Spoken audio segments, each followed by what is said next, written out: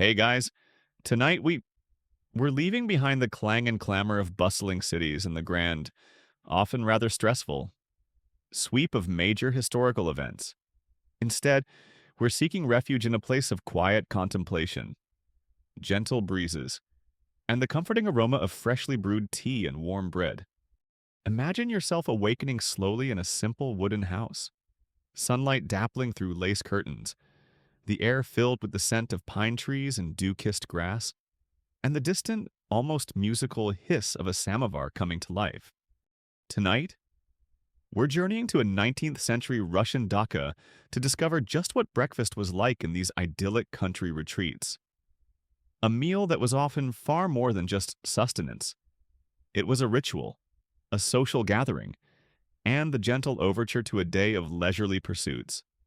Now, if you were suddenly transported to one of these charming rustic settings, accustomed as you are to your triple shot almond milk lattes and avocado toast delivered by drone, you probably won't survive this 19th century Dacha breakfast without a serious caffeine withdrawal headache and a profound yearning for a reliable Wi-Fi signal.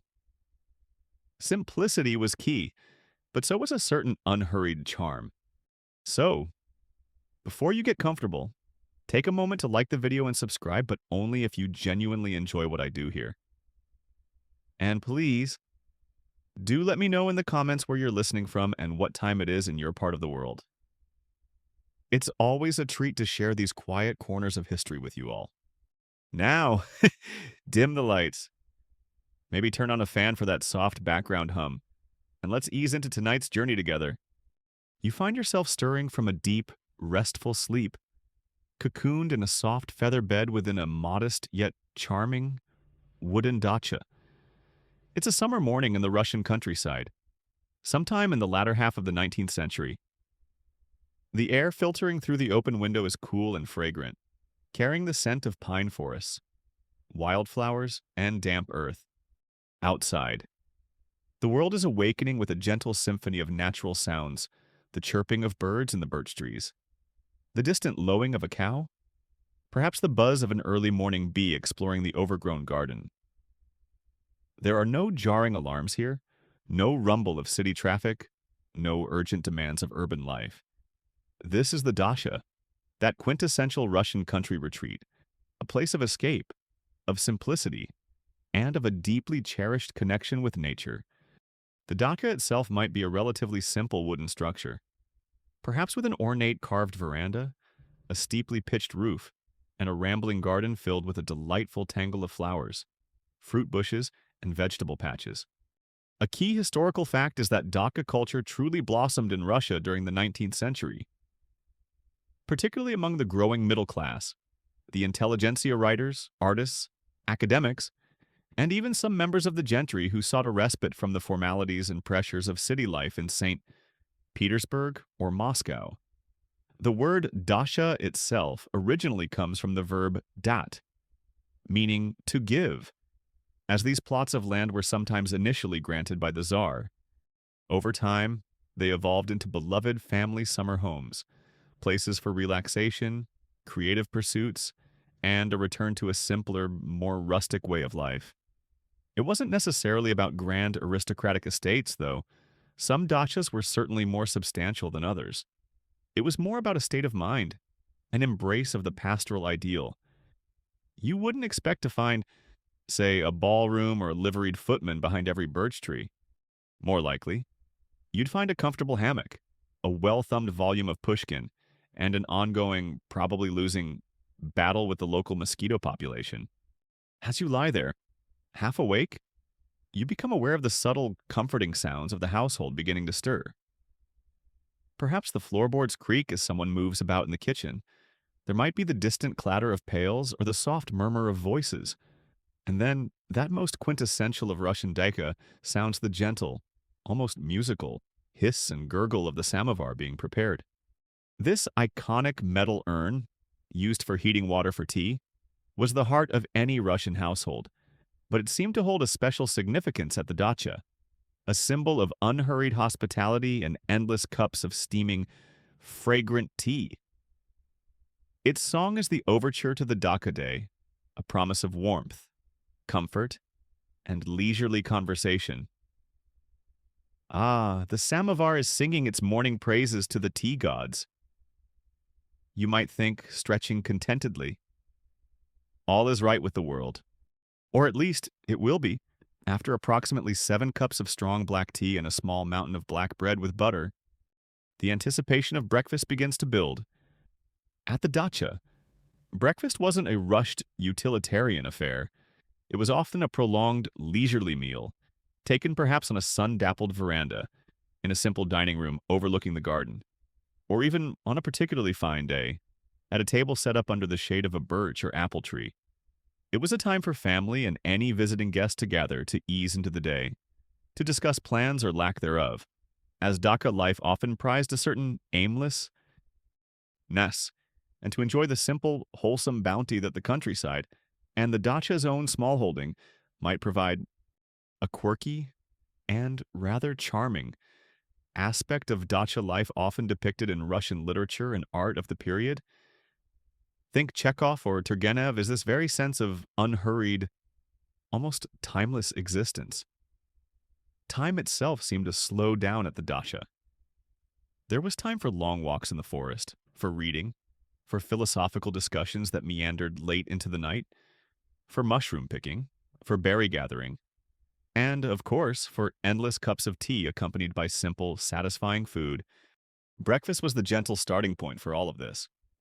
The extent to which Dacha life truly represented an idyllic escape from the societal pressures and political realities of 19th century Russia versus being a carefully constructed, romanticized ideal or even a different kind of social performance is something cultural historians and literary critics continue to ponder. But for those fortunate enough to experience it, the Dacha morning, with its promise of peace, nature, and a simple, hearty breakfast, must have felt like a true sanctuary. So, as the Dacha slowly awakens around you, as the scent of brewing tea begins to mingle with the fresh morning air, you prepare to join the household for that first, most important, and most leisurely meal of the day. The table will soon be laid. The samovar will be singing its full-throated song, and the simple yet deeply satisfying flavors of a 19th century Russian Dacha breakfast await. It's a world away from our modern rush, a gentle invitation to savor the quiet pleasures of a bygone era. You're gently awakening to the peaceful embrace of a 19th century Russian Dacha morning. The promise of a leisurely breakfast and endless cups of tea from the singing samovar hanging sweetly in the air. But before we even pull up a chair to that rustic wooden table on the veranda, it's worth lingering for a moment on the dacha itself, to understand that this wasn't just a country house or a summer cottage in the way a modern Westerner might think of it. The dacha, for the 19th century Russian gentry and intelligentsia, held a far deeper, almost mystical cultural significance. It was more than just a place. It was a state of mind, a cherished ideal, a vital counterpoint to the pressures and artificialities of urban life. And this very soul of the dacha profoundly shaped the rhythms and rituals of daily existence there, including, most definitely, the unhurried pleasure of its morning meal. To truly appreciate what breakfast at the dacha meant, you need to understand what the dacha represented. It was a sanctuary, a haven of simplicity, a place where one could shed the stiff formalities of St. Petersburg or Moscow society and reconnect with something perceived as more authentic, more fundamentally Russian. A key historical fact is that dacha culture truly came into its own in the 19th century, spurred by factors like the emancipation of the serfs, which changed land ownership patterns for some gentry, the growth of a professional middle class and intelligentsia who could afford modest country retreats, and a romantic intellectual current that idealized nature, folk traditions, and a simpler way of life.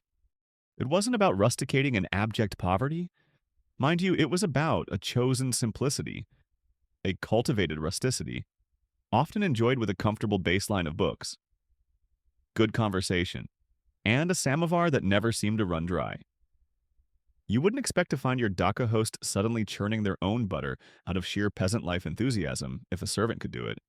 but they might wax lyrical about the idea of butter churning while enjoying its results on a thick slice of black bread. Ah, the honest toil of the land, they might exclaim from their comfortable wicker chair on the veranda. So, invigorating to observe, from a suitable distance. With tea, the Dacha was seen as a place for family. Generations might gather under its often rambling, unpretentious roof. Grandparents, parents, children, assorted aunts, uncles, and cousins, plus a steady stream of visiting friends and long-term house guests. It was a space for leisurely intergenerational connection, for storytelling, for passing on traditions. The bonds of kinship, sometimes strained by the demands of city life, could be renewed and reaffirmed in the relaxed, informal atmosphere of the dacha. It was also profoundly a place for creativity and intellectual ferment, especially for the intelligentsia.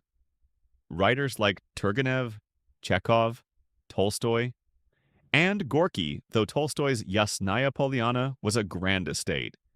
His dacha-like periods of simpler country living were influential immortalized dacha life in their works, often portraying it as a setting for intense philosophical discussions, artistic inspiration, unrequited loves, and poignant reflections on the Russian soul.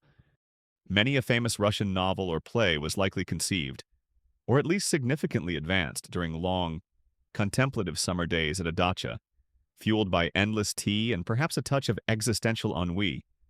You can imagine a young Chekhov, perhaps sitting on a creaky porch swing, observing the quiet dramas of his fellow dacha dwellers, and thinking, this delightful combination of beautiful nature, profound boredom, and people making slightly terrible life choices, there's definitely a play in this. Or possibly three. And a short story about a seagull? Furthermore, the dacha represented a deep connection with nature. The often overgrown, slightly wild gardens, the surrounding birch forests, the nearby rivers or lakes. These were not just scenery, they were an integral part of the dacha experience. People would spend their days walking, boating, fishing, mushroom picking, berry gathering, or simply sitting on the veranda, absorbing the sights, sounds, and smells of the countryside. This communion with nature was seen as restorative, a balm for the soul weary of city smoke and social artifice. A quirky and rather revealing aspect of dacha culture was the often performative nature of its simplicity. While the ideal was a return to a more natural way of life, this was often carefully curated. The charming disrepair of the dacha might be a source of fond complaint. The simple country fare might still require a good deal of domestic labor, often by servants. If the family could afford them, and the intellectual conversations, while seemingly spontaneous, could be as much about displaying one's erudition as about a genuine search for truth. Sociologists and literary critics continue to analyze the extent to which dacha life, as portrayed in 19th century Russian literature and personal memoirs, represented a true escape from societal norms and urban anxieties, versus constituting a different, perhaps more subtly nuanced, arena for performing social status, cultural capital, and a particular kind of Russianness. But even with these complexities, the dacha held a powerful allure. It was a space of relative freedom, of informality, of idleness, which was often seen as conducive to thought and creativity, and of deep emotional resonance. It was a place where you could be yourself in a way that might not be possible in the more rigid social structures of the city. And all of this, the emphasis on family, nature, leisurely contemplation, simple pleasures, and unhurried conversation, profoundly shaped the daily routines, particularly the ritual of breakfast. Dacha breakfast wasn't about a quick bite before rushing off to work or social engagements. It was an event in itself, a gentle, communal easing into a day that was likely to be equally unhurried. It was a time to gather, to share, to savor, to plan the day's non-strenuous activities, or perhaps to simply sit in companionable silence, listening to the birds and the ever-present song of the samovar. The soul of the dacha was woven into every linen napkin, every chipped teacup, every spoonful of wild strawberry varenyi, Understanding this cultural context is key to appreciating why breakfast there was indeed more than just a meal. It was an expression of a cherished way of life. You're now comfortably ensconced in the cultural soul of the 19th century Russian dacha, understanding it not just as a country house, but as a cherished sanctuary for family, nature, creativity, and a certain idealized vision of Russian life. The very air here seems different from the city, lighter, cleaner, filled with the promise of unhurried days. And as the soft, diffuse light of a summer dawn begins to filter through the birch leaves and your simple lace curtains, you find yourself gently, almost imperceptibly, awakening to a symphony of subtle sounds and delicate scents that define the unique sensory landscape of a dacha morning. This is the gentle prelude to breakfast, a slow unfurling of the senses that sets the tone for the leisurely meal to come. The first thing you might notice, even before you fully open your eyes, is the chorus of birdsong. The Russian countryside in summer is alive with birds, and their calls would be the natural alarm clock at the dacha. You might hear the cheerful, fluting song of a robin, the insistent chirping of sparrows in the eaves, the distant, melancholic call of a cuckoo, or perhaps the trill of a nightingale finishing its nocturnal serenade. It's a soundscape far removed from the clatter of city cobblestones and vendors' cries. Here, nature's orchestra provides a gentle, organic reveille. It's like waking up to a perfectly curated nature sounds app, but it's entirely live, entirely unedited, and occasionally interrupted by a particularly enthusiastic woodpecker deciding that your dacha's wooden shingles look like an ideal spot for its own breakfast. All right, Woody, you might murmur, half asleep. Some of us are trying to achieve a state of gentle pastoral awakening here. Could you perhaps take your percussive enthusiasm elsewhere until after the samovar is properly singing? As your senses sharpen, other sounds begin to filter in. The rustle of leaves in the birch or pine trees surrounding the dacha, a sound like soft, dry whispers. Perhaps the distant, almost mournful, lowing of a cow from a nearby peasant village, or the faint clanging of a cowbell as the herd is led out to pasture. If your dacha is near a river or lake, you might hear the gentle lapping of water against the shore, or the croaking of frogs.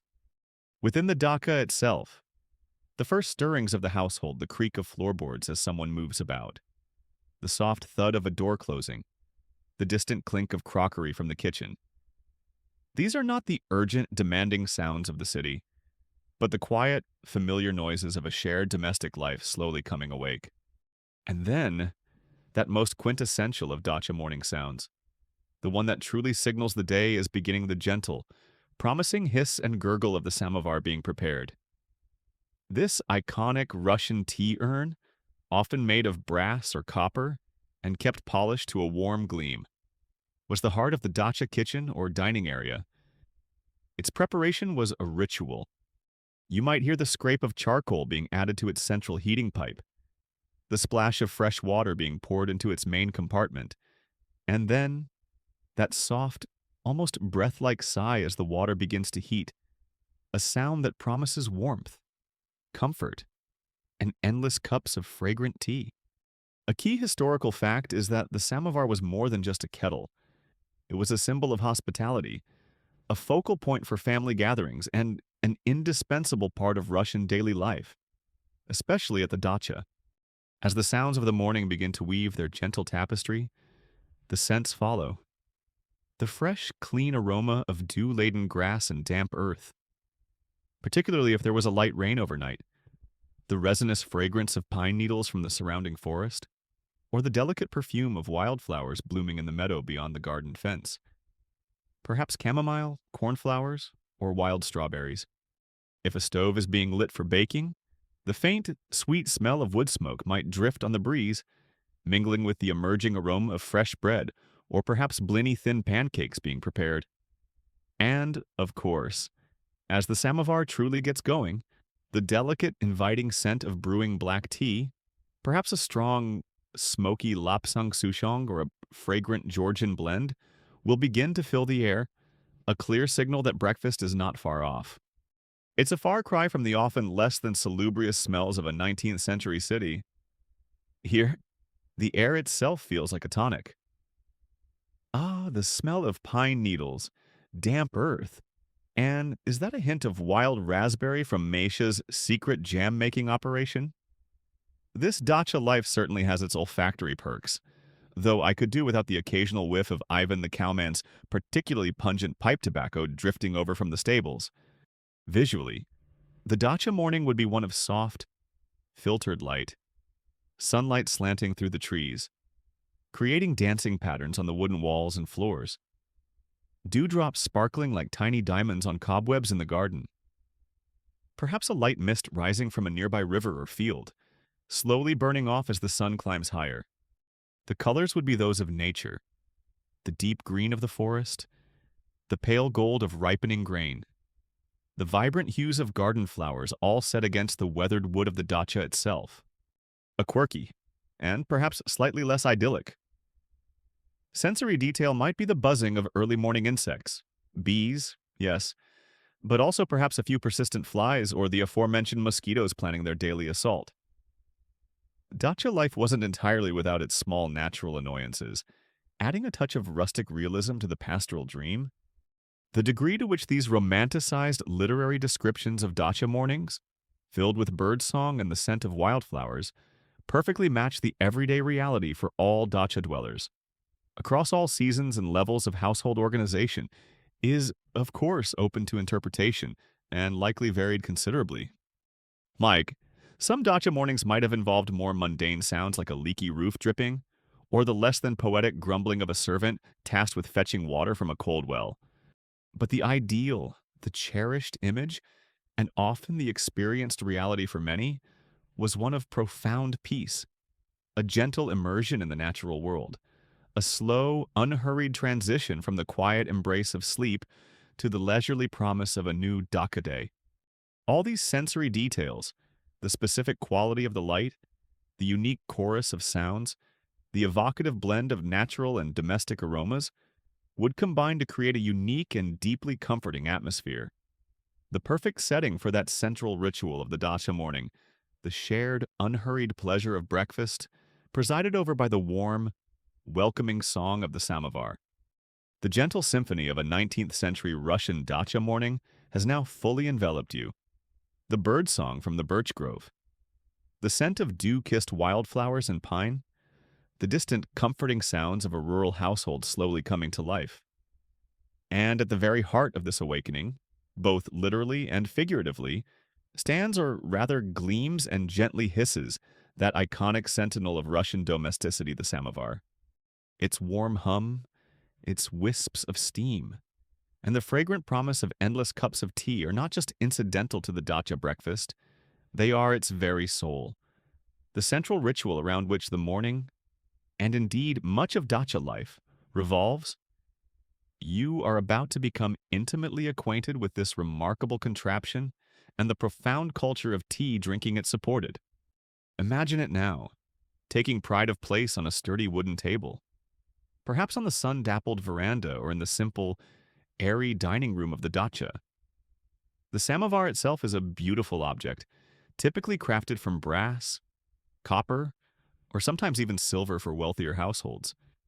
Its metal body often polished to a warm, inviting sheen that reflects the soft morning light.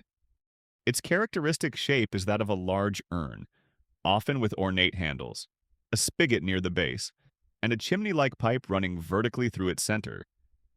This central pipe is the samovar's engine room. A key historical fact is that samovars were designed to heat water efficiently, using a surprisingly simple internal heat source, typically hot charcoal, pine cones, or even dried branches would be placed inside this central flue, their slow burn heating the surrounding water in the main jacket of the urn.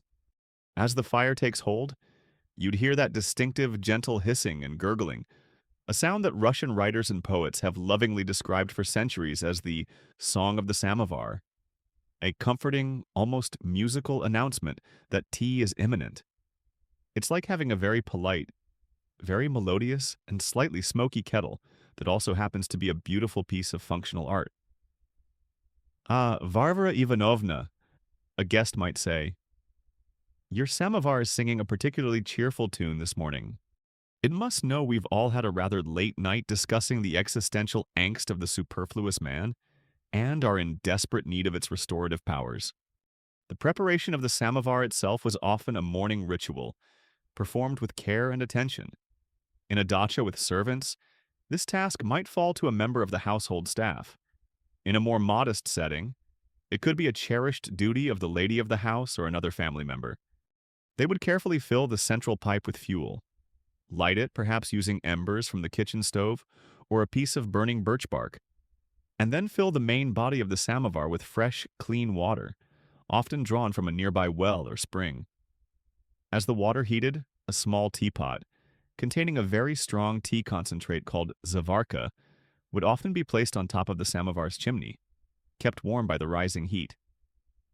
This zavarka was the secret to Russian tea making.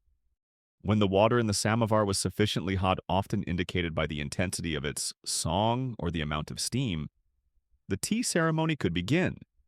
Individuals would take a small amount of the strong zavarka in their teacup or glass. Russians often drank tea from glasses set in ornate metal holders called podstakaniki, and then dilute it to their preferred strength with the piping hot water from the samovar's spigot. This allowed everyone to customize their tea from a very strong, dark brew to a much weaker, lighter infusion. It's like having a personal tea sommelier on tap, but the sommelier is a beautifully polished, gently steaming metal urn with a surprisingly good singing voice.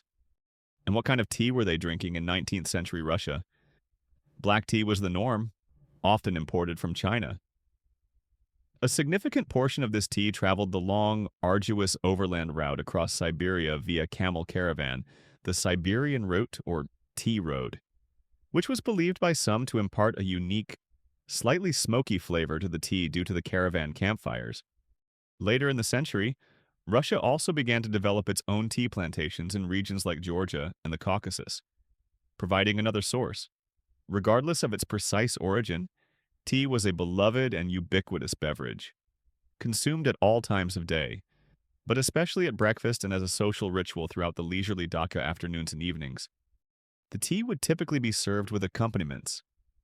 Sugar, often in the form of hard, irregular lumps that one might hold in the mouth while sipping the tea, or dissolve directly in the cup, was essential for many.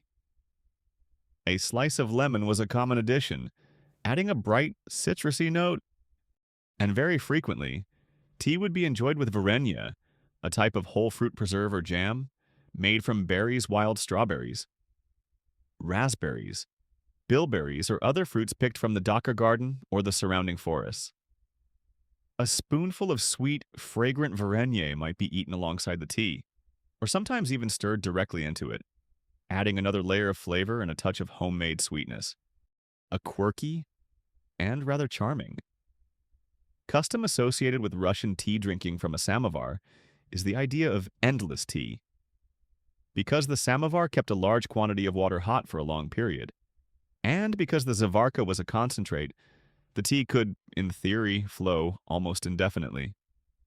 Guests could refill their cups as often as they wished, leading to long, unhurried conversations, leisurely reading, or simply quiet contemplation, all punctuated by the comforting ritual of sipping hot tea. It wasn't a quick caffeine hit to start a busy day. It was an invitation to slow down, to linger, to connect. The precise social etiquette surrounding tea service from the samovar, particularly concerning who was traditionally responsible for pouring the zavarka and the hot water, the order in which guests were served, and the subtle nuances of accepting or declining another cup, likely varied by region, family tradition, and the formality of the occasion. However, the underlying spirit was always one of warmth, hospitality, and shared pleasure. The samovar, therefore, was far more than just a convenient way to boil water. It was a symbol of home, of comfort, of Russian identity itself. Its warm hum was the soundtrack to dacha life, its fragrant steam a constant promise of conviviality. It was the focal point around which families and friends gathered, sharing not just tea but also stories, ideas, laughter, and the quiet, unhurried rhythms of a life lived in gentle harmony with nature and with each other. The dacha breakfast with the samovar at its heart was the perfect embodiment of this cherished ideal. The samovar is singing its warm, welcoming song on your 19th century Russian dacha veranda, its fragrant steam mingling with the cool morning air. You've imagined the endless cups of tea, perhaps sweetened with a spoonful of wild berry varenya or a lump of sugar held between your teeth. But tea alone, however comforting, does not make a breakfast, not even at a leisurely dacha. Accompanying that steaming glass, forming the very foundation of the morning meal, would be another equally essential and deeply symbolic staple of Russian life bread, and not just any bread, but often that dark, dense, slightly sour, and incredibly satisfying loaf known as Russian black bread, or kyorny chleb. This was the humble loaf, the staff of life, its comforting presence a constant on nearly every Russian table, from the peasant's hut to the nobleman's dacha. Imagine it now, placed in the center of the simple wooden breakfast table. Perhaps on a clean linen cloth or a rustic wooden board, it might be a large, round, or oblong loaf, its crust a deep, satisfying brown, almost black, perhaps dusted with a little flour or cracked from the heat of the dacha's oven, the pechka. As it's sliced, and a key historical fact is that rye was the dominant grain cultivated across much of Russia due to its hardiness in colder climates. Making rye bread the everyday staple for most of the population, it reveals a dense, moist, and surprisingly fragrant crumb, often with a distinctively tangy, almost sourdough-like flavor. This wasn't your light, airy, modern sliced white bread designed for delicate cucumber sandwiches. This was substantial, robust, deeply nourishing stuff. Bread with character. Bread that could sustain you through a long morning of, well, perhaps just some very serious contemplative, lounging in a hammock. If you were truly embracing the dacha spirit, a fresh slice of Ivan Ilyich's famous sourdough rye, a dacha guest might exclaim with appreciation. The crust alone could probably fell a small bear, but the flavor, S-O-L-U healthy divine, especially with ANOTHCR 2 inches of butter. This black bread, or rye bread, was more than just food. It was a profound cultural symbol in Russia, representing sustenance, hospitality, and a connection to the land. To offer bread and salt to a guest was a traditional gesture of welcome and respect. Wasting bread was considered almost a sin. Its presence on the breakfast table, even in a simple dacha setting, would have been a given, as fundamental as the tea itself. Alongside the ubiquitous rye bread, other types might occasionally appear, especially in wealthier dacha households, or if there were particular regional traditions. There might be slightly lighter wheat breads, bili chleb, though wheat was generally more expensive and less common as an everyday staple than rye. Perhaps some flatbreads, or simple buns or rolls, especially if there was a skilled baker in the household or a nearby village. But the dark, hearty rye loaf was the true king of the dacha breakfast table. And what do you have with such magnificent, characterful bread butter? Of course, fresh, creamy butter, perhaps churned at the dacha itself if they kept a cow or two, or sourced from a local peasant farm. It might be unsalted with a clean, sweet flavor, or lightly salted to help preserve it. Imagine spreading a generous layer of this cool, pale yellow butter onto a still warm slice of dark rye bread, the butter melting slightly into the dense crumb. It's a simple pleasure, but one that speaks of rustic abundance and uncomplicated comfort. No complicated avocado toast art here, just pure, unadulterated bread and butter bliss. The 19th century Russian equivalent of a perfectly toasted artisanal bagel with just the right amount of cream cheese. Simple, yet deeply satisfying. Beyond butter, other simple accompaniments might grace the table alongside the bread. A small dish of salt was almost always present. Honey, if available from local hives or the dacha's own bees, would be a treasured natural sweetener, drizzled on bread or stirred into tea. And as we'll explore in more detail when we talk about dairy, fresh cheeses or curds might also make an appearance, providing a protein-rich complement to the carbohydrates of the bread, a quirky and rather charming tidbit related to Russian bread traditions is the concept of the karavai, a large, often elaborately decorated, round loaf traditionally served at weddings and other important celebrations, symbolizing hospitality, fertility, and prosperity. While perhaps not a daily breakfast item at the Dacha, the reverence for bread embodied in such traditions would have certainly carried over to the appreciation of the everyday loaf. There were also superstitions about bread. For example, it was considered bad luck to leave a loaf cut side down, or to throw away even the smallest crumb. Every part of it was valued. The exact regional variations in traditional Russian bread recipes. The types of leavening used sourdough starters were common, and the specific baking methods employed in 19th century dachas or peasant ovens are still being explored by food historians and ethnographers, often through a combination of old cookbooks, personal memoirs, and even attempts at historical bread reconstruction.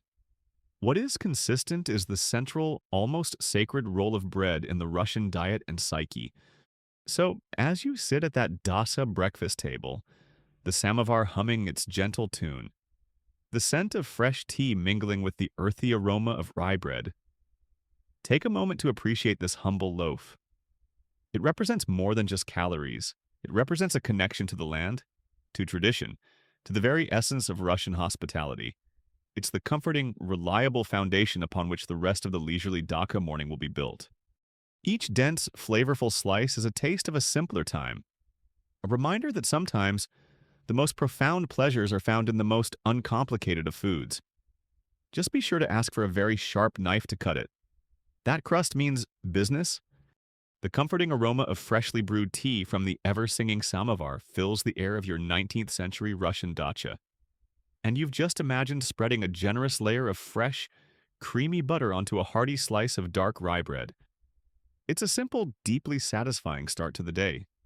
But the Dacha breakfast table, especially if the household prided itself on its connection to the land and its own, however modest, agricultural pursuits, would likely offer more than just bread and tea. You would almost certainly encounter the cool, wholesome bounty of the dairy, a range of fresh milk products that were staples of the Russian diet and brought a particular kind of rustic, nourishing charm to the morning meal. We're talking about fresh milk, tangy tvorog, a kind of farmer's cheese or curd, and dollops of rich, velvety smetana sour cream, all often sourced directly from the Dacha's own cow or goat, or from a nearby village farm, carrying the very taste of the summer countryside. Imagine a large earthenware pitcher, cool to the touch, filled with fresh, unpasteurized milk, perhaps still slightly warm from the morning's milking if your dacha boasted its own cow, a common feature for those aiming for a degree of self-sufficiency. This wouldn't be the homogenized, vitamin D fortified stuff you find in a carton today. This would be milk in its most natural state, its richness varying with the season and the cow's pasture. It might be drunk on its own, poured over kasha, which we'll get to later, or used in tea, though strong black tea was often preferred without milk by many Russians. For children, a glass of fresh milk would be a standard, nourishing part of their breakfast. Drink up, little Vanya, a babushka might lovingly coax. This milk is straight from Zorka the cow, who, I might add, has been personally serenaded by the nightingales all spring. It's practically enchanted, and it will make your mustaches grow, eventually. But perhaps the true star of the dacha dairy breakfast offering was tvorog. A key historical fact is that tvorog, often translated as farmer's cheese, cottage cheese, or quark, has been a cornerstone of Slavic, and particularly Russian, cuisine for centuries. It's a fresh, soft, unripened cheese made by souring milk, either naturally or with the addition of a starter culture, and then separating the curds from the whey. The process could be done quite simply in a dacha kitchen. The soured milk would be gently heated, often in a clay pot placed inside the cooling Russian oven, pechka, or near the samovar, until the curds formed. These curds would then be strained through a linen cloth, the excess whey pressed out, leaving behind a soft, crumbly, or sometimes smoother, mass of fresh white cheese. Its taste would be mildly tangy, slightly acidic, and wonderfully creamy, especially if made from full-fat milk. It's the kind of food that tastes of pure, unadulterated countryside. You wouldn't find low-fat, guilt-free Tvorog at a 19th century Dacha. This was the real, wholesome deal. How would you enjoy your breakfast Tvorog? It was incredibly versatile. It might be served simply on its own, perhaps with a dollop of fresh cream, or even better, smetana. It could be sweetened with a spoonful of honey, or a classic Dacha treat. A generous dollop of homemade varenye, those delicious fruit preserves we've mentioned, made from wild strawberries, raspberries, cherries, or whatever the Dacha garden and surrounding forest provided. The combination of the cool, tangy Tvorog and the sweet, fragrant fruit preserve, perhaps eaten with a slice of black bread, would be a breakfast delight, a perfect balance of flavors and textures. Some dacha cooks might also use Tvorog to make simple baked goods for breakfast, like serniki small, fried cheese pancakes, though these might be more common as a special treat or as a filling for sweet pastries. Another helping of Tvorog with blackcurrant varenye. Lyubov Andreevna, your host might offer, "It's my grandmother's secret recipe for the varenye. She said the blackcurrants have to be picked only under a waning moon by a one-eyed badger for the best flavor. Or was it a waxing moon and a slightly cross-eyed squirrel details? Details, and it's delicious either way. And then there's smetana, Russian sour cream, another indispensable icon of the cuisine. This isn't the thin, watery stuff you sometimes find in modern supermarkets. Traditional Russian smetana is thick, rich, and luxuriously creamy, with a delightful tangy flavor. It would be made by allowing fresh cream to naturally sour and thicken. At the dacha breakfast table, smetana would be a ubiquitous accompaniment, served in a generous bowl, ready to be dolloped onto almost anything, onto your Tvorog, onto your kasha. Perhaps even, for some, stirred into a particularly strong glass of tea, though this was less common than using milk or lemon. Its cooling richness would complement the other, simpler flavors of the meal perfectly. Other dairy products might make an appearance depending on the dacha's resources and regional traditions. Simple fresh cheeses, beyond Tvorog, might be made.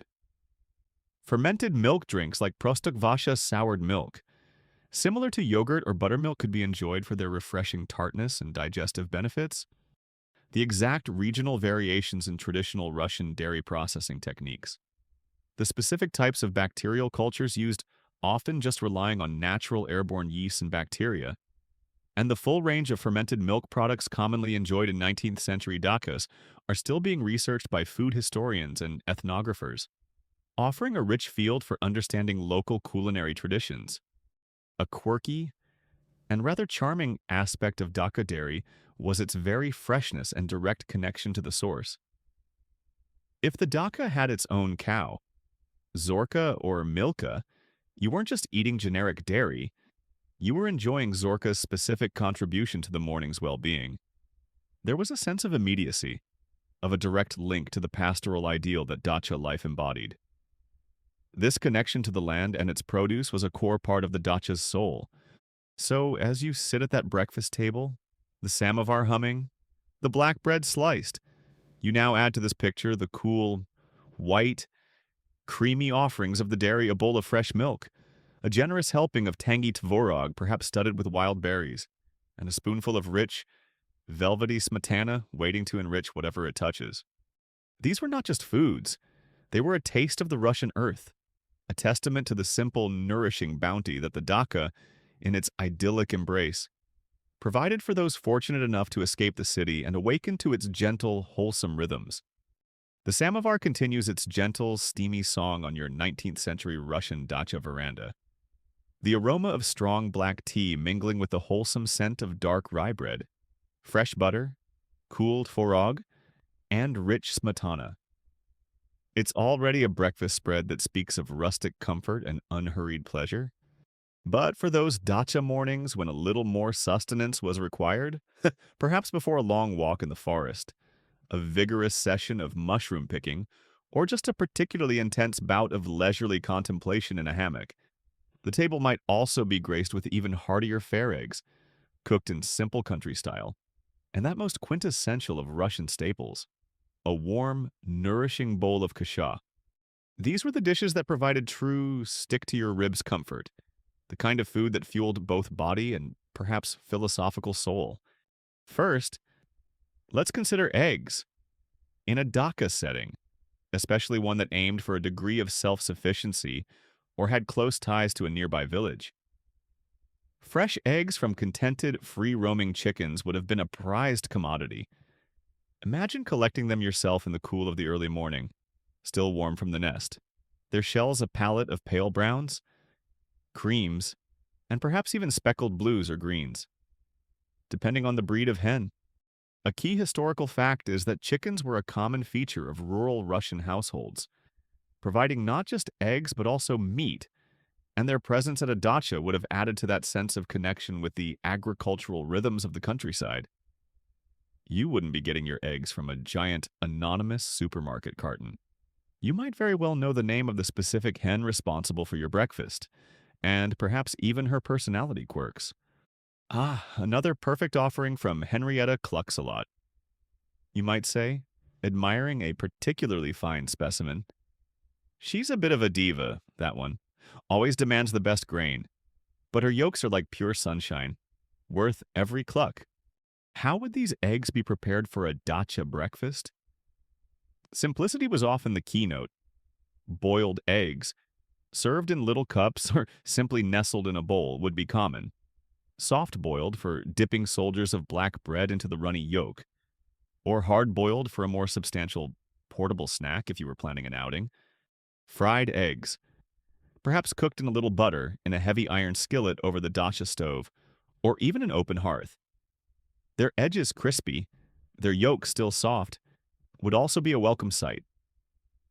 Scrambled eggs or simple omelets might also appear, especially if there were fresh herbs from the garden, dill, parsley, chives, to fold into them, or perhaps a few leftover mushrooms from yesterday's foraging expedition. Don't expect elaborate eggs Benedict with hollandaise sauce here. Dacha egg cookery was more about straightforward, honest flavors and making the most of fresh local ingredients. It was a no-fuss, all-flavor kind of approach. But perhaps even more central to the concept of a hearty Russian breakfast, even at the dacha, was kasha. Kasha is a broad term for porridge or cooked grains, and it holds a place in the Russian culinary soul roughly equivalent to that of oats in Scotland or grits in the American South. It was, and in many ways still is, a fundamental comfort food, a symbol of nourishment, warmth, and home. There are countless Russian proverbs and sayings about kasha, attesting to its deep cultural significance. Shchita kasha, pishcha nasha, cabbage soup and kasha. That's our food. And at the dacha breakfast table, a bowl of warm, steaming kasha would be a deeply satisfying and fortifying start to the day. What kind of kasha might you expect? One of the most traditional and beloved varieties is Greshnevaya kasha, made from buckwheat groats. Buckwheat, despite its name, yes, isn't actually a type of wheat but a hearty, gluten-free pseudo-cereal that thrives in cooler climates and less fertile soils, making it a staple crop in Russia for centuries. Toasted buckwheat groats, cooked slowly with water or milk until tender and fluffy, have a distinctive nutty or earthy flavor and a wonderfully satisfying texture. Served with a generous knob of melting butter, a splash of fresh milk or cream, or even a dollop of smetana and a spoonful of honey or varenye. A bowl of Greshnevaya kasha was a breakfast powerhouse, providing sustained energy for whatever leisurely or not-so-leisurely dacha activities lay ahead. Another bowl of this magnificent buckwheat kasha. Ivan Petrovich, your host might offer, it's guaranteed to put hair on your chest, or at least to inspire some very profound thoughts about the socio-economic implications of serfdom while you're lounging in the birch grove. Other grains were also commonly used for kasha. Millet pshenaya kasha would produce a bright yellow, slightly sweeter porridge. Oats of pshenaya kasha, similar to Western oatmeal, would also be familiar. And for a smoother, creamier, perhaps more refined kasha, particularly favored for children or those with delicate digestions, there was manaya kasha, made from semolina farina or cream of wheat. Each type of grain had its own unique flavor, texture, and cooking requirements, and preferences would vary by region, family tradition, and individual taste. A quirky and rather charming tradition associated with kasha, though perhaps more with very special occasions or older folk beliefs than everyday dacha breakfast, is its use in certain rituals or as a symbolic dish. For example, a special kutya, a sweet grain porridge often with honey, poppy seeds, and nuts is a key dish in Orthodox Christian Christmas Eve and funeral traditions.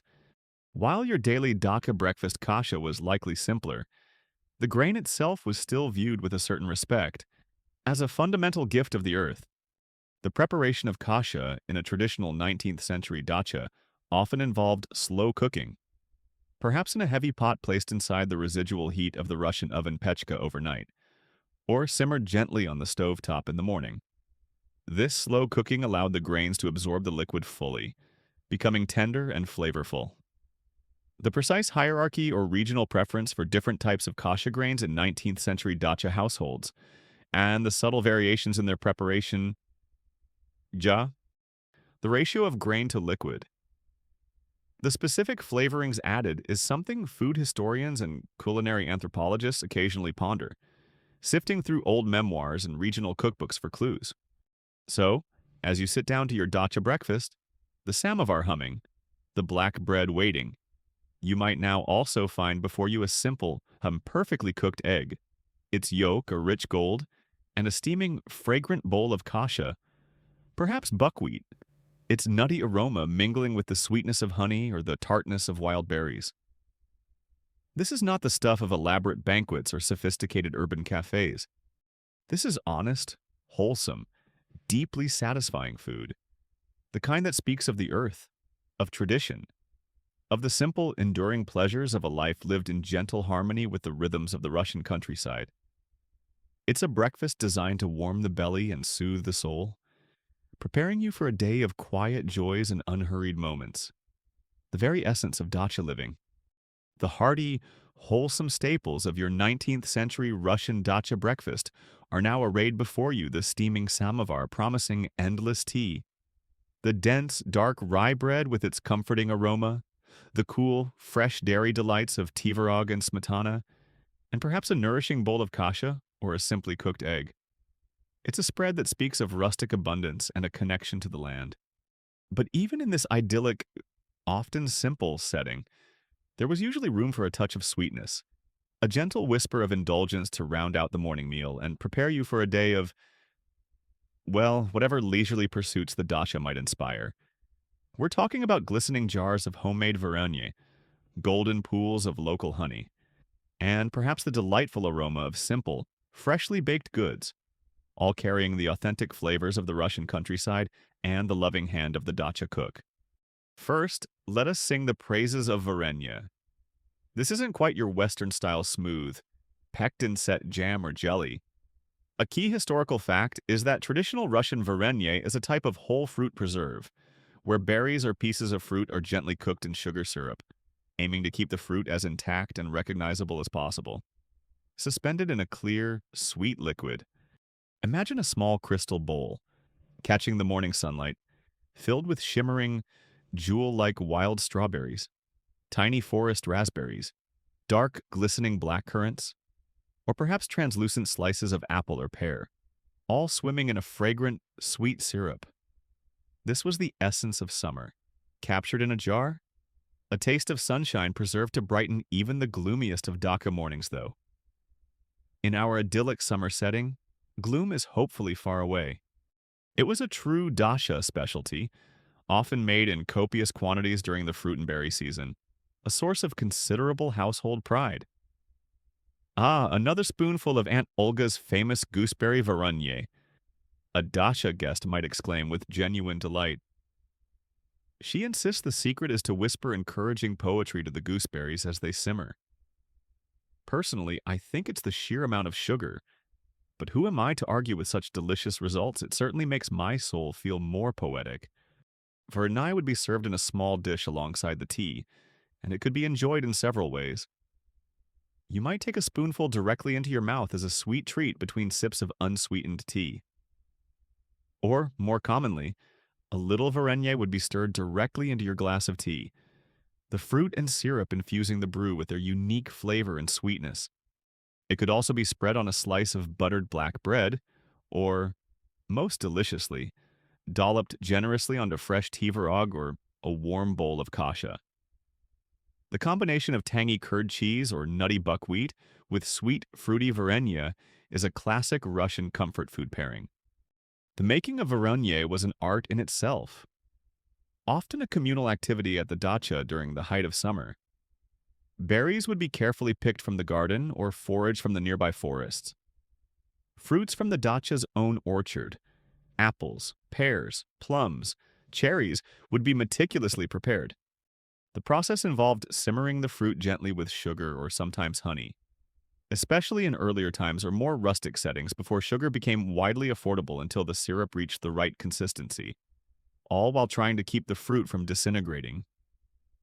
Each family might have its own treasured recipes, its own secret techniques for achieving the perfect balance of sweetness, fruitiness, and clarity of syrup. Honey mayat itself was another important sweetener and a prized natural product. Beekeeping was a common rural pursuit, and a dacha might have its own hives, or source delicious, fragrant honey from a local beekeeper. This wouldn't be the bland, uniform stuff you find in plastic squeeze bottles today. This would be raw, unprocessed honey, carrying the distinct floral notes of the local meadows and forests, perhaps linden blossom honey, buckwheat honey, or a rich dark forest honey. It would be served in a pot or a comb, ready to be drizzled onto bread, stirred into kasha, or used to sweeten tea. For centuries before sugar became widely available and affordable in Russia, honey was the primary sweetener, valued not just for its taste but also for its perceived medicinal properties. A spoonful of honey was often considered a healthy, fortifying start to the day. And what about morning bakes? While elaborate pastries might be more typical of city confectioners or grander manor houses, a dacha breakfast could certainly feature simpler, homemade baked goods, especially if the household had a good pechka Russian oven that retained its heat well. Blini thin, crepe-like pancakes, or oladyi smaller, thicker. Fluffier pancakes, more akin to griddle cakes, might make an appearance, especially if there was leftover soured milk or kefir to use up in the batter. These would be served hot, perhaps with melted butter, smetana, honey, or, of course, a generous helping of varenye. The smell of these simple pancakes cooking, a warm, yeasty, buttery aroma, would be enough to lure even the sleepiest dacha dweller to the breakfast table. A quirky, though perhaps not universally practiced, tidbit might involve families having a signature blin or oladyi recipe, perhaps with a secret ingredient like a pinch of a specific spice or a particular type of flour. That was a source of quiet family pride. Old Fyodor Stepanovich makes the best buckwheat oladyi in the entire district, neighbors might whisper admiringly.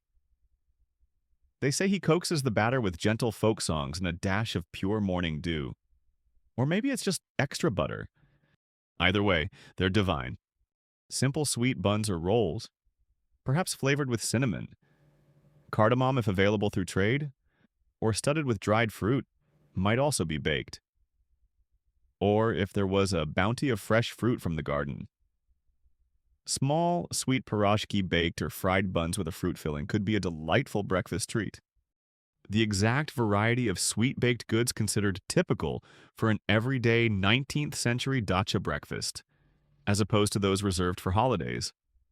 Special guests or more substantial later meals like afternoon tea is a delightful puzzle for food historians and those who study Russian culinary traditions through literature and memoirs. What is clear is that the emphasis was generally on homemade, seasonal, and relatively uncomplicated sweetness, reflecting the dacha's ethos of natural simplicity and making the most of available ingredients. So, as you complete your imagined dacha breakfast, alongside the savory staples, there is this gentle whisper of sweetness, the glistening, jewel-like varenye, capturing the essence of summer berries, the golden, fragrant honey direct from local hives, and perhaps the warm, comforting aroma of a simple, freshly baked treat. These weren't just about satisfying a sweet tooth, they were about savoring the bounty of the Dacha garden and the surrounding countryside. A sweet, leisurely punctuation mark at the beginning of a peaceful Dacha day. The 19th century Russian Dacha breakfast table is now richly laden in your imagination. The samovar hums its comforting song, promising endless cups of fragrant tea. Slices of dark, hearty rye bread await a generous spread of fresh butter. Cool, tangy tvorog and velvety smetana offer their dairy delights, and perhaps a warm bowl of kasha provides its nourishing comfort. We've even touched upon the sweet whispers of homemade varenye and golden honey. But there's another vital, vibrant, and wonderfully seasonal dimension to this morning repast, one that speaks directly to the Dacha's soul as a place of connection with nature and simple, self-sufficient pleasures. The fresh gifts from the Dacha garden itself, and perhaps from the surrounding forests and meadows. Berries bursting with summer sunshine. Dew-kissed fruits straight from the tree. These were the jewels in the crown of a truly authentic Dacha breakfast. Their availability dictating the ever-changing, delightfully fresh accents to the daily meal. Imagine yourself stepping out into the Dacha garden in the cool of the early morning, perhaps with a small woven basket in hand. The air is still, the grass wet with dew, and the rising sun is just beginning to warm the earth.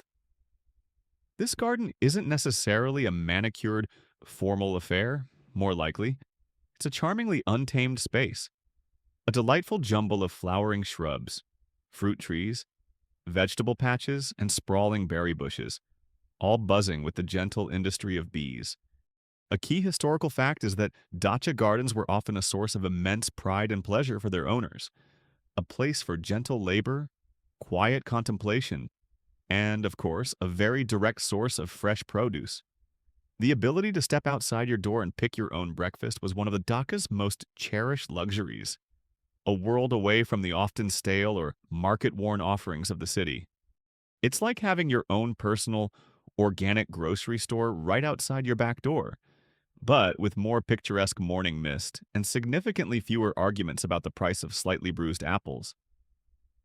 Ah, a perfect sun-ripened wild strawberry, you might exclaim, popping it into your mouth. Infinitely superior to those pale, city-bred imposters, this one has known true freedom, and possibly a nibble or two from a discerning field mouse. But let's not dwell on that. Berries were, perhaps, the most eagerly anticipated gift of the Dacha summer. As the season progressed, different varieties would come into their own, each adding its unique flavor and color to the breakfast table. Early summer might bring tiny, intensely fragrant wild strawberries, Zemlyanica, gathered from sunny glades in the nearby forest or cultivated in a special patch in the garden. These weren't the giant, often watery supermarket strawberries of today. These were small, ruby-red jewels, bursting with a concentrated sweetness and a perfume that could fill a room. Later, cultivated garden strawberries Klubnica would offer larger, juicier fruits. Then would come the raspberries Malina, both wild and garden-grown. Their delicate, velvety texture and sweet tart flavor, a perfect accompaniment to dvorog or kasha. Currants, red Krasnaya smorodina, black Chiornia smorodina, and sometimes white Balaia smorodina would hang in glistening clusters. Their tartness a refreshing counterpoint to sweeter dishes. Gooseberries Kryzhovnik, both green and red, with their unique, slightly fuzzy skins and their tangy, complex flavor, were another Dacha favorite, eaten fresh or transformed into that wonderful varenye we've already imagined. And as summer deepened, bilberries Chernika, similar to blueberries but smaller and more intensely flavored, might be gathered from the forest floor, staining fingers and lips a delightful purple. These fresh berries would be served simply, perhaps in a bowl on their own, allowing their natural flavors to shine. They might be sprinkled over kasha, mixed into tvorog, or enjoyed with a dollop of fresh smetana. Their vibrant colors would transform the breakfast table into a miniature work of art, a celebration of summer's bounty. Beyond berries, the Dacha orchard would also contribute its treasures. Early summer might bring the first tart cherries vishnya, perfect for eating fresh or for making into compotes or early batches of varenye. Later in the season, apples yabloki of various old Russian varieties, perhaps Antonovka or Bely Naliv, would begin to ripen, their crispness and fragrance filling the air. Pears, grushi, plums, slivy, and sometimes even apricots. Abricots or peaches persiki in warmer regions or particularly well-tended gardens would add their unique sweetness and texture to the morning meal. These fruits might be sliced and eaten fresh, stewed into a simple compote, or baked into pies or pastries if the dacha cook was feeling particularly ambitious. A quirky, and rather charming, aspect of dacha life was the communal effort often involved in gathering these natural bounties. Children, in particular, would be dispatched into the garden or the nearby woods with baskets to pick berries, a task that was part chore, part adventure. Imagine them returning, their faces and fingers stained with juice, their baskets overflowing or perhaps half empty, with suspicious berry stains around their mouths, indicating some on-the-job quality control. It was a way of connecting them directly with the source of their food, a lesson in the rhythms of nature. Young Natasha, a mother might say with a knowing smile, you seem to have found an awful lot of inspiration in the raspberry patch this morning. Perhaps save some of that inspiration for the actual breakfast bowl next time. The availability of these fresh fruits and berries was, of course, entirely dictated by the season. The dacha breakfast in early June would look and taste quite different from one in late August. This seasonality was part of its charm, a constant, gentle reminder of the turning year and the specific gifts each part of it brought. There was an anticipation for the first strawberries of summer, a nostalgic enjoyment of the last autumn apples. The extent to which dacha gardens were maintained purely for immediate household consumption versus also providing a small surplus for barter with local villagers, for making preserves to last through the winter, or even for limited sale if the dacha was particularly productive, is an interesting aspect of the informal dacha economies that historians and ethnographers explore. For most, however, the primary joy was in the immediate pleasure of fresh, homegrown produce. So, as you picture that 19th century Russian dacha breakfast table, already laden with tea, bread, and dairy, be sure to add a generous bowl of freshly picked berries. Their colors like jewels, their scent a perfume of pure summer. Perhaps a few slices of a crisp, early apple, or a dish of stewed plums from the orchard. These were the garden's gifts, the direct taste of the dacha's soul, a sweet, vibrant connection to the earth that nurtured both the body and the spirit, making each morning meal a small, seasonal celebration. The bounty of a 19th century Russian dacha breakfast is now spread invitingly before your mind's eye, the steaming samovar. The hearty black bread, the cool dairy delights, the sweet accompaniments of varenye and honey, and perhaps a vibrant bowl of freshly picked summer berries. You can almost taste the simple, wholesome flavors. But before you take your first imaginary sip of tea or bite of buttered rye, let's take a moment to appreciate the setting itself, the physical stage upon which this gentle morning ritual unfolded. For the dacha breakfast wasn't just about the food, it was also about the atmosphere, the ambiance, the way the table was laid, all contributing to that unique sense of unhurried charm and rustic elegance that defined dacha life. This wasn't the stiff formality of a St. Petersburg salon. This was a more relaxed, more intimate affair, but one that still possessed its own quiet, understated grace. Imagine the scene. Breakfast might be served on a wide, covered veranda terrasa, a quintessential feature of many Russian dachas, allowing you to enjoy the fresh morning air and the views of the dew-kissed garden, perhaps with the scent of phlox or nicotine flowers drifting in. Or it could be in a simple, airy dining room, its windows thrown open to the sounds of the countryside. The furniture likely made of sturdy, unpretentious wood, perhaps birch or pine, polished with age and use. on particularly fine summer mornings. The table might even be carried out into the garden itself, set up under the dappled shade of an old apple tree or a stand of silver birches. For a truly al fresco experience, it's all about embracing the outdoors, the connection with nature, which was so central to the dacha ideal. You're not just eating, you're communing with the gentle spirit of the Russian summer.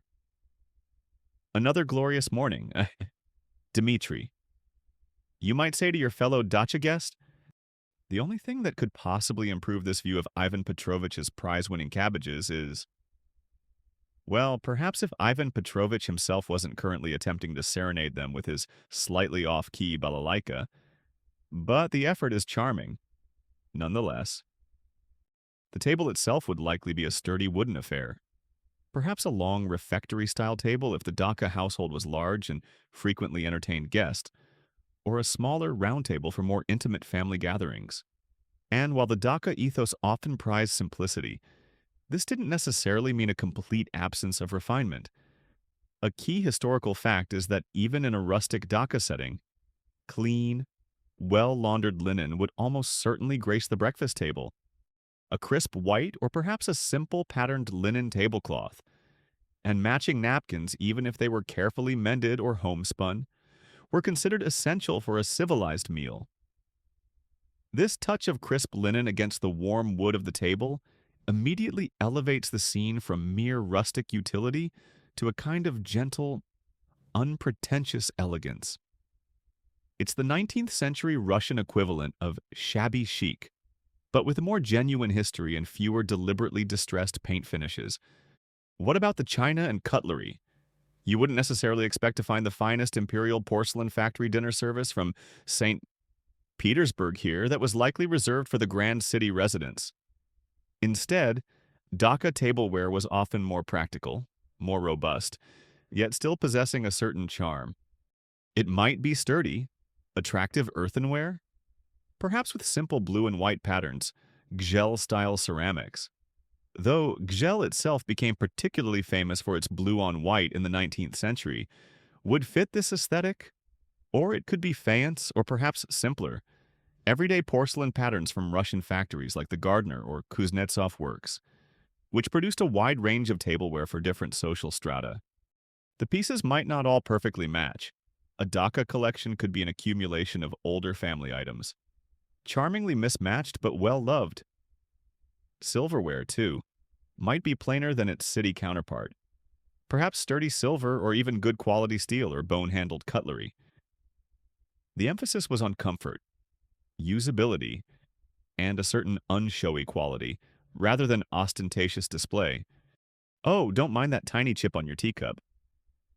My dear Anna Pavlovna, your hostess might say with a wave of her hand, it's a Dacha cup. It has character, and it has survived at least 3 very enthusiastic discussions about the future of the Russian novel, which is more than can be said for some of the participants. A simple bouquet of freshly picked wildflowers from the meadow, or a few rambling roses from the garden, arranged artlessly in a pottery jug or a simple glass, would often be the only centerpiece needed.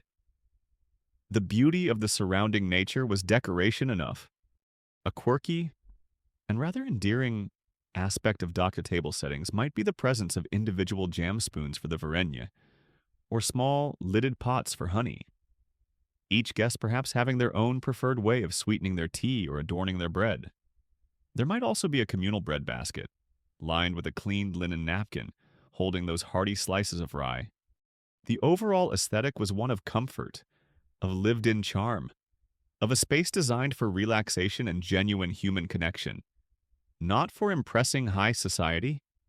It was a reflection of the dacha's role as an escape, a place where one could let down one's guard and simply be.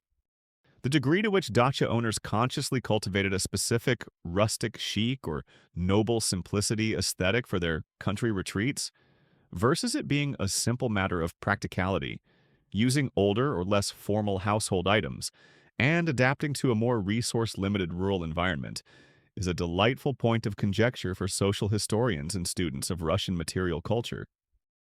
It was likely a blend of both, a genuine appreciation for simplicity, but also a certain romanticized and often carefully curated vision of country living.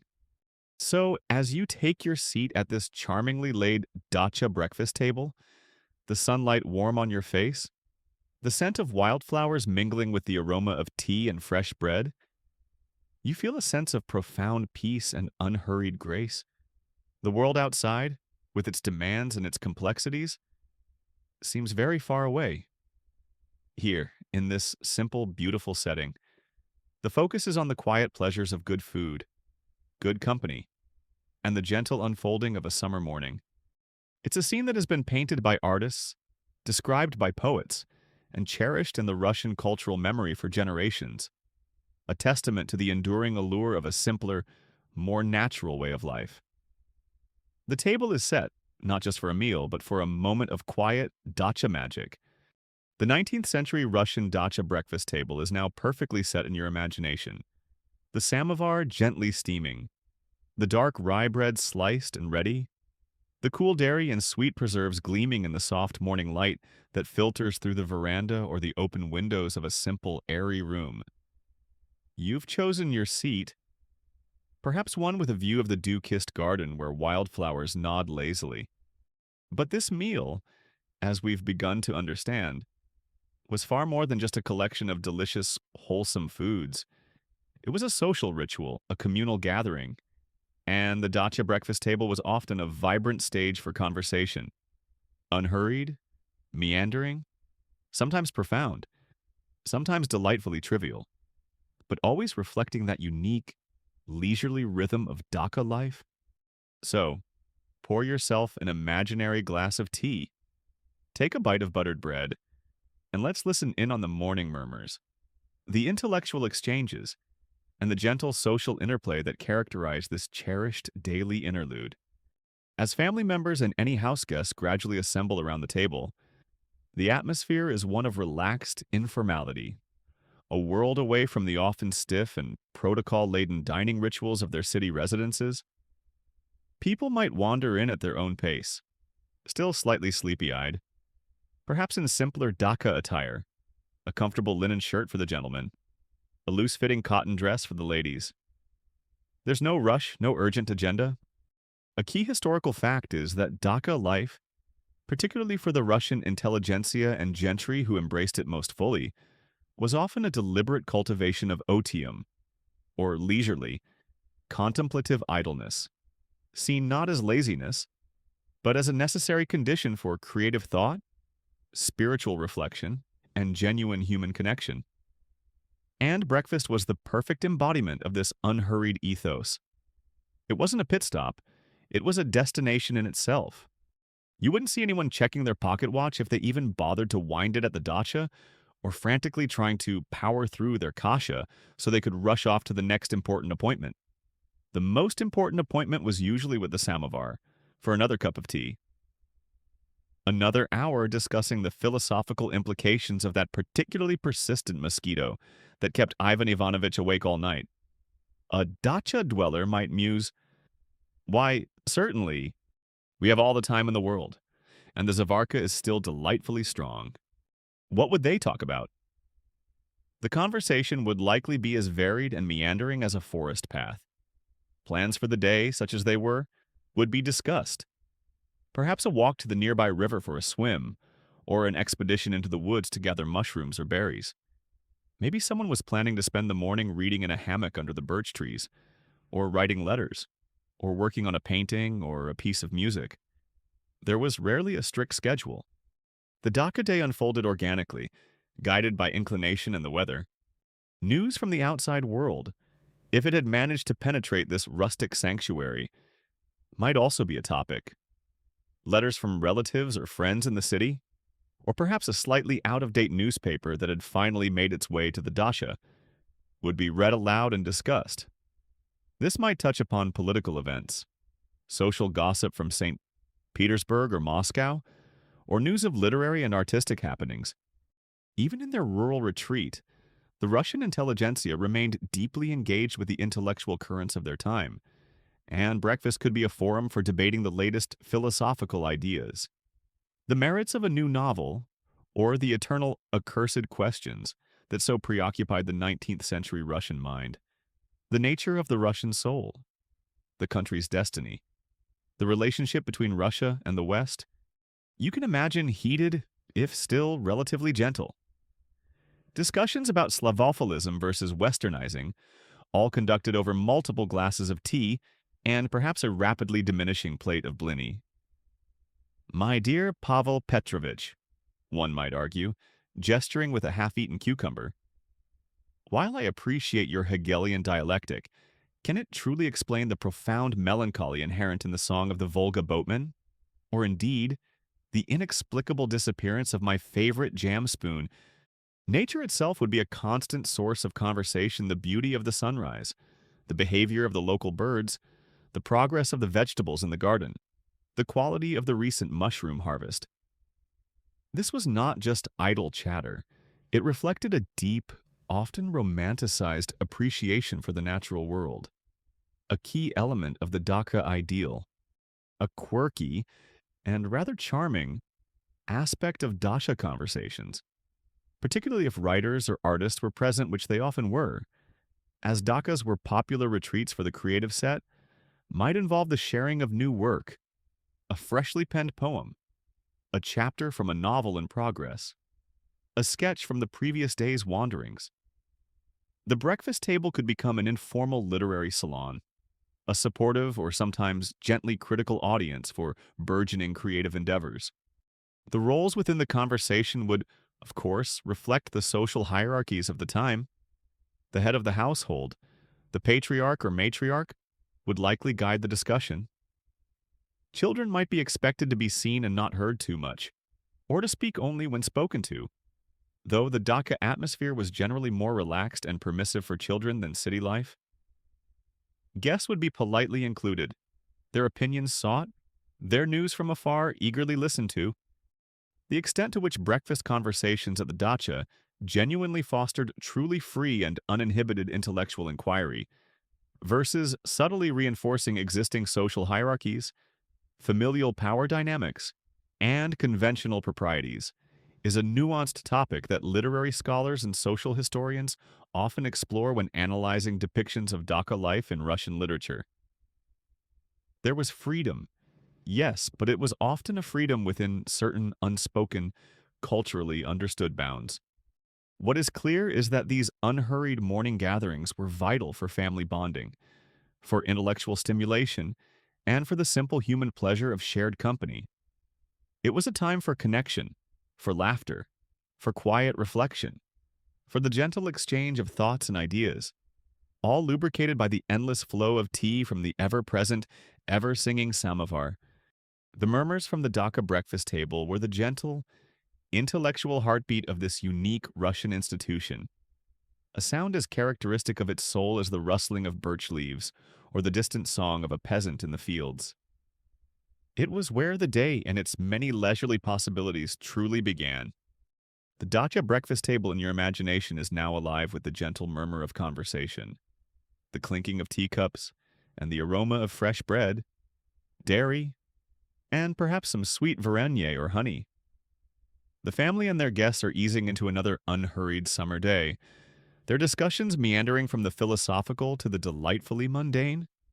But as you savor this idyllic scene of leisurely consumption, it's important to pull back the curtain, just a little, and consider the often unseen, or at least uncelebrated labor that made this charming ritual possible.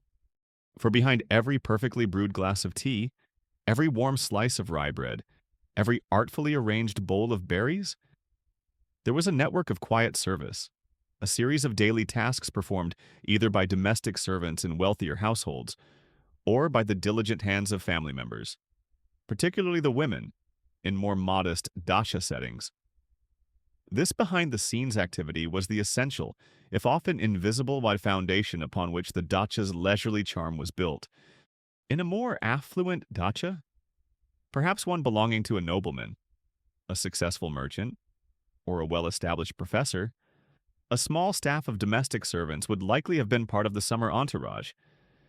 These might include a cook, povarika, or povar, a housemaid, gornichnaya, perhaps a general yardman or handyman, And if there were young children, a nanny nyanya. For these individuals, the dacha morning began long before the gentry leisurely awoke to the sound of birdsong.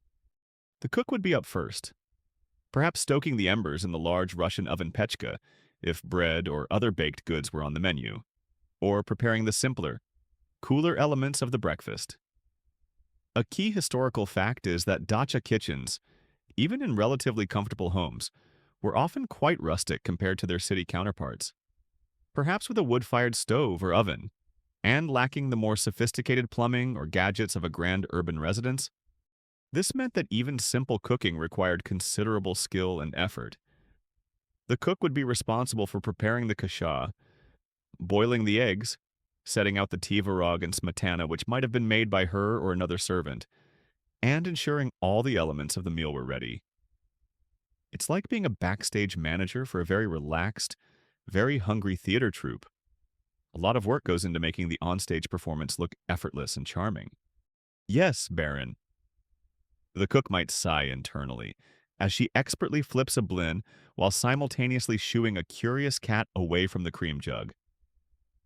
Your simple country fare requires a rather complex and surprisingly early start to my day. But of course, anything for your rustic, philosophical contemplation. The housemaid, meanwhile, would be busy airing out rooms, making beds, tidying from the previous evening, and, crucially, preparing the samovar.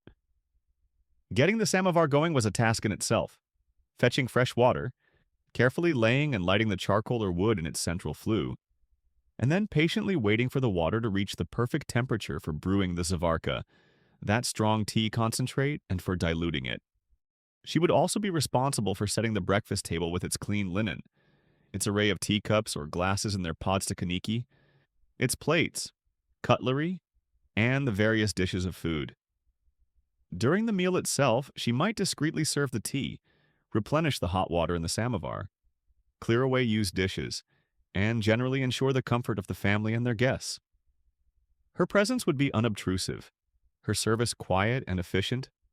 In more modest Dacha households, particularly those of the intelligentsia or less wealthy gentry who perhaps couldn't afford a full staff of servants, or who actively cultivated an image of simpler living, much of this domestic labor would fall upon the family members themselves, primarily the women, the mistress of the house.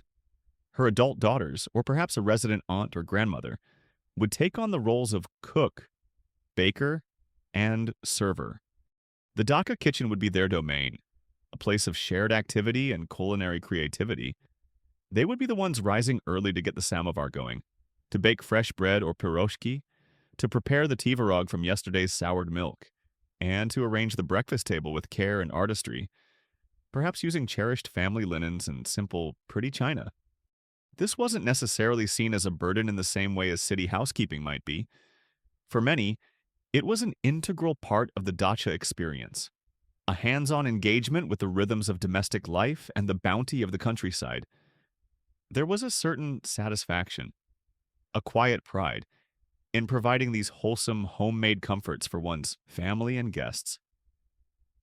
Another perfect batch of raspberry varenyi this morning.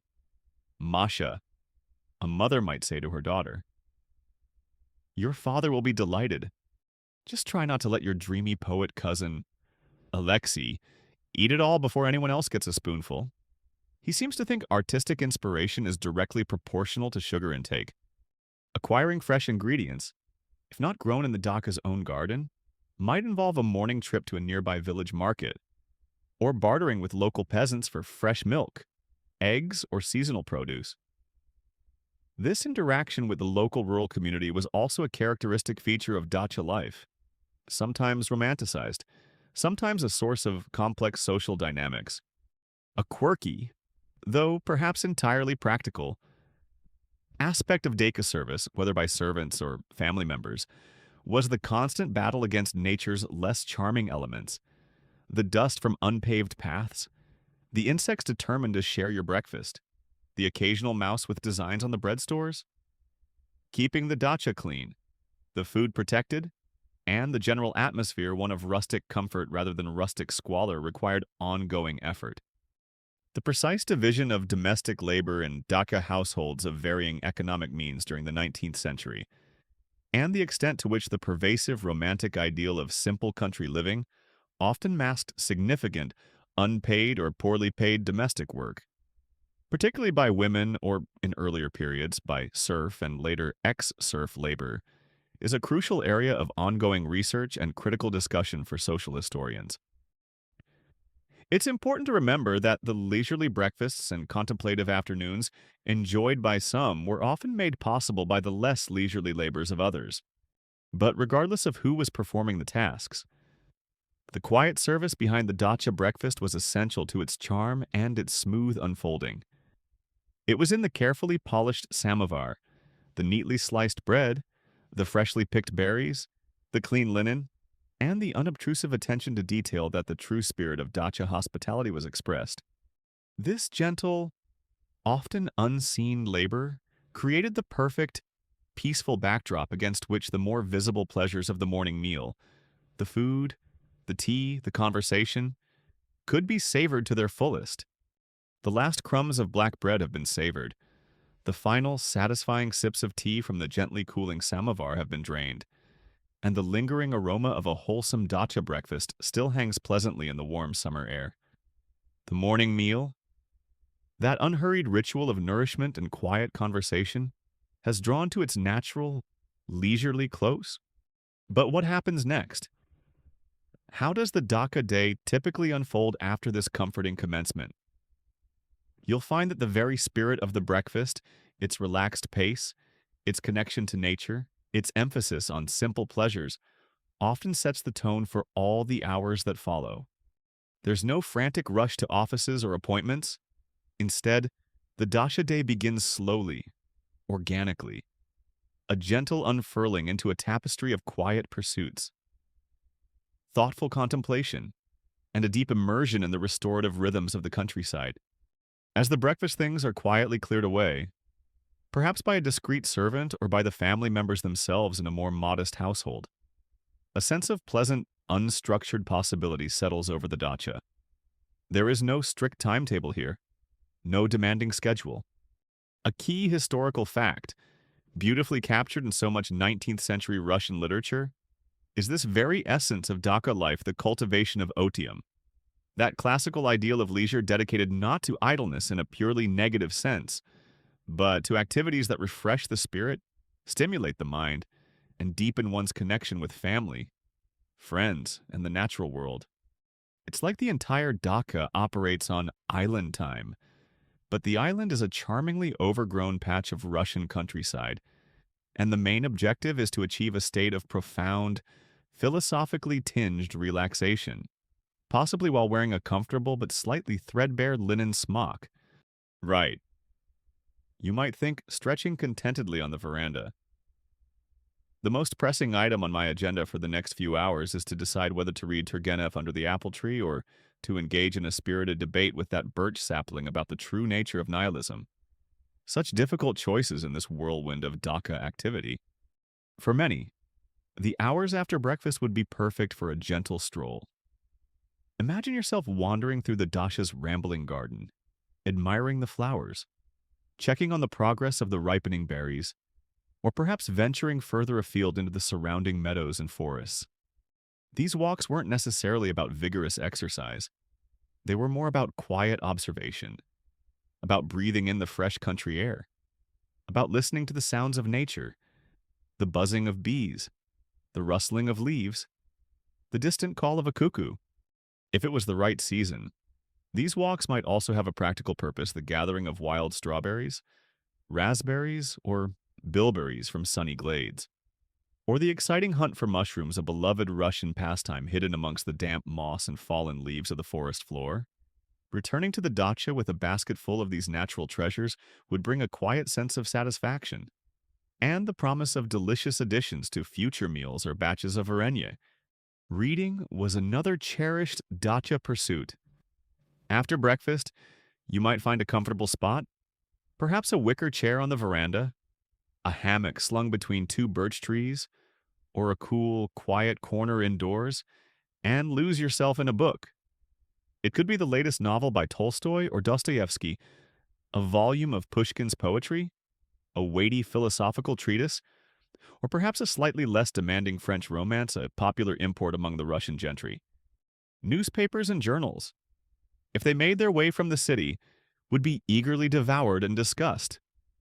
The Dacha provided the time and the tranquility for deep, uninterrupted reading, a luxury often unattainable amidst the distractions of urban life.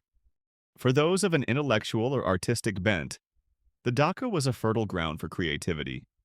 Writers would work on their manuscripts. Poets would compose verses inspired by the beauty of the landscape. Painters would set up their easels in the garden or by the riverbank. And musicians might practice their instruments or compose new melodies. The quiet, contemplative atmosphere, free from the pressures of city deadlines or social obligations, was seen as highly conducive to artistic inspiration. Many a masterpiece of Russian literature, art, and music was born, or at least significantly nurtured, during these long, unhurried Dacha summers. Just a moment, my dear, a budding novelist might say to his wife, who has inquired if he fancies a game of croquet. I'm on the verge of a profound breakthrough regarding the existential despair of my protagonist, a middle-aged landowner who has just realized his prize-winning gooseberries are slightly less prize-winning than his neighbors. It's terribly tragic. Croquet can wait. The gooseberries cannot. A quirky and rather charming. Dacha pastime often mentioned in memoirs and fiction is the art of letter writing. In an age before instant communication, letters were a vital way of maintaining connections with absent family and friends. The leisurely pace of Dacha life afforded ample time for composing long, thoughtful, and often beautifully descriptive letters, sharing news, reflections, and observations about country living. These letters themselves sometimes became minor literary works, offering intimate glimpses into the daily realities and emotional landscapes of the time.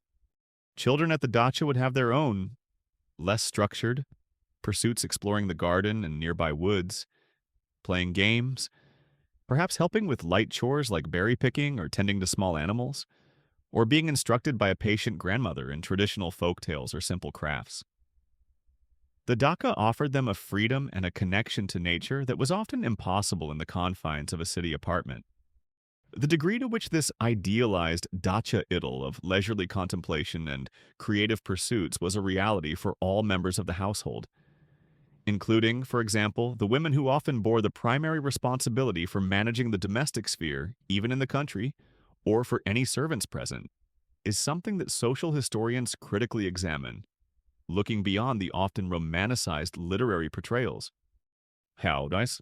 While the male head of the household or the visiting intellectual might indeed spend his days in profound philosophical reverie, others were likely engaged in the more practical, if still unhurried, work of keeping the dacha running and its inhabitants fed and comfortable. But overall, the rhythm of the dacha day after breakfast was one of gentle unfolding, of following one's inclinations rather than a strict schedule. There might be a nap in a hammock after lunch, more reading, perhaps some light gardening, another round of tea from the ever-present samovar in the late afternoon. And then, as evening approached, preparations for dinner and another session of long, meandering conversations under the stars. Breakfast, with its simple comforts and unhurried pace, was the perfect overture to this uniquely Russian experience of summer leisure, a daily reaffirmation of the Dacha's role as a sanctuary for the body, the mind, and the soul. You've now spent many pleasant, imaginary hours at our 19th century Russian dacha, awakening to its gentle sounds and scents, partaking in its leisurely, tea-centric breakfast, and then drifting into a day of quiet, contemplative pursuits. The picture we've painted is one of rustic charm, simple abundance, and a profound connection with nature, an idyllic escape from the rigors of city life. And while this ideal certainly captures a core essence of Dacha culture, especially as it was cherished and portrayed by the Russian gentry and intelligentsia, it's also important to remember that the Dacha wasn't a monolithic entity. Just as wealth and social standing varied enormously in 19th century Russia, so too would the specific realities of Dacha life, and by extension, the exact nature of the Dacha breakfast spread, The leisurely pace and the central role of tea might have been common threads, but the richness of the table, the variety of ingredients, and even who was doing the serving could differ significantly based on class, means, and even the geographical region of the vast Russian Empire where your particular dacha might be situated. Imagine first the dacha of a truly wealthy nobleman, perhaps a high-ranking court official or a landowner with vast estates. While still aiming for a certain country simplicity in contrast to their opulent city palace, their dacha would likely be a substantial residence, staffed with a retinue of servants even in the summer months. A key historical fact is that the Russian aristocracy, even when rusticating, often maintained a lifestyle that was far from genuinely simple. Their dacha breakfast, while still centered around the beloved samovar, might feature a far greater variety and abundance of dishes than we've hitherto focused on. You might find finer imported teas from China, perhaps even coffee, a newer, more expensive, and increasingly fashionable beverage in the 19th century. Though tea remained supreme, the bread might include not just hearty rye, but also delicate white rolls or sweet pastries baked by a skilled household cook. The dairy would be plentiful and of the highest quality, thick, rich smetana, fresh butter churned daily, perhaps a wider array of fresh cheeses. The varenye might be made from more exotic or carefully cultivated fruits, and the honey could be from specially tended hives. Eggs might be prepared in more elaborate ways, perhaps as small omelets with fresh herbs, or even for a particularly grand dacha breakfast, merging into a second breakfast, or zavtrak cold cuts of meat, smoked fish, or savory pierogi pies. The table settings would likely involve finer china, perhaps imported, and more elaborate silverware. And, of course, the entire meal would be prepared and served by uniformed servants, allowing the family and their guests to engage in uninterrupted, leisurely conversation. It's still a dacha, but it's dacha living on a rather more deluxe or all-inclusive resort kind of scale. Oh, just a simple country breakfast. My dear Count, the host might say, gesturing vaguely at a table groaning with enough food to feed a small village. One does so tire of the city's endless formal banquets. A little rustic simplicity is so refreshing. Don't you think another silver platter of sturgeon-stuffed blinny, perhaps? Now, contrast this with the dacha of a more modest family, perhaps a university professor, a struggling writer, a doctor, or a lower-ranking civil servant. Their dacha might be a much smaller, simpler wooden house, perhaps rented for the summer rather than owned. They might have only one or two servants, or none at all, with the domestic chores, including the preparation of breakfast, falling largely on the shoulders of the women of the household. Here, the breakfast spread, while still centered around the samovar and characterized by that same spirit of unhurried enjoyment, would be simpler, more reliant on homegrown produce from their small garden, foraged berries, and locally sourced staples. The black rye bread would be paramount, perhaps accompanied by butter they churned themselves from milk bought from a village neighbor. The tvorog would be homemade, the varenye crafted from whatever wild berries the children managed to gather. Eggs would be a welcome treat if they kept a few chickens. Kasha would be a filling and economical staple. The china might be chipped and mismatched, the linens carefully mended, but the welcome would be just as warm, the tea just as fragrant, and the conversation perhaps even more animated and intellectually stimulating, if less concerned with the price of imported porcelain. It's the difference between glamping and actual honest-to-goodness camping. Both get you into nature, but the amenities and the effort involved are rather different. Regional variations across the vast Russian Empire would also have played a significant role in shaping the dacha breakfast. In the southern regions, closer to Ukraine or the fertile Black Earth territories, the dacha garden might yield a greater abundance and variety of fruits and vegetables earlier in the season. You might find more melons, peaches, or sweet peppers making their way to the breakfast table. In the northern regions, closer to the forests of Karelia or Archangel, the reliance on preserved foods, pickled items, salted fish, more robust root vegetables might be greater, and foraged goods like cloudberries, cranberries, and mushrooms would feature prominently. the exact regional variations in traditional Russian Dacha cuisine during the 19th century, and how these were influenced by local peasant foodways, access to markets, and specific microclimates, is a topic that food historians and ethnographers continue to explore with great interest. A quirky and perhaps telling detail might be the presence of certain very localized specialties, a particular type of regional honey, a unique way of preparing kasha with local herbs, or a specific berry preserve unknown in other parts of the empire. These would add a distinct flavor to the dacha breakfast, a taste of place that further rooted the experience in its specific rural setting.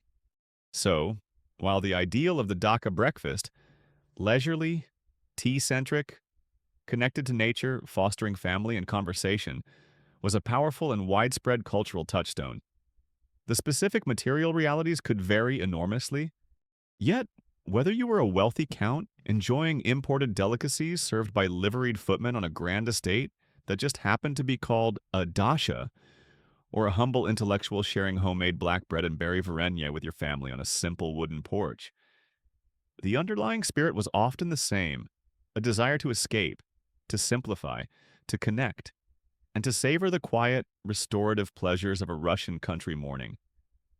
One unhurried sip of tea at a time. The dacha, in all its forms, offered a unique breakfast table, reflecting both the social strata and the vast, diverse landscapes of 19th century Russia. And so, our leisurely journey through the world of the 19th century Russian dacha breakfast is drawing to its gentle, unhurried close. We've awakened to the soft sounds and fragrant scents of a country morning, gathered around the singing samovar for endless cups of tea, savored the simple comforts of dark rye bread, fresh butter, cool tvarog, sweet varenye, and perhaps a nourishing bowl of kasha or some freshly picked summer berries. We've imagined the quiet conversations, the unhurried pace of life, the behind-the-scenes labor, and the subtle variations across different households and regions.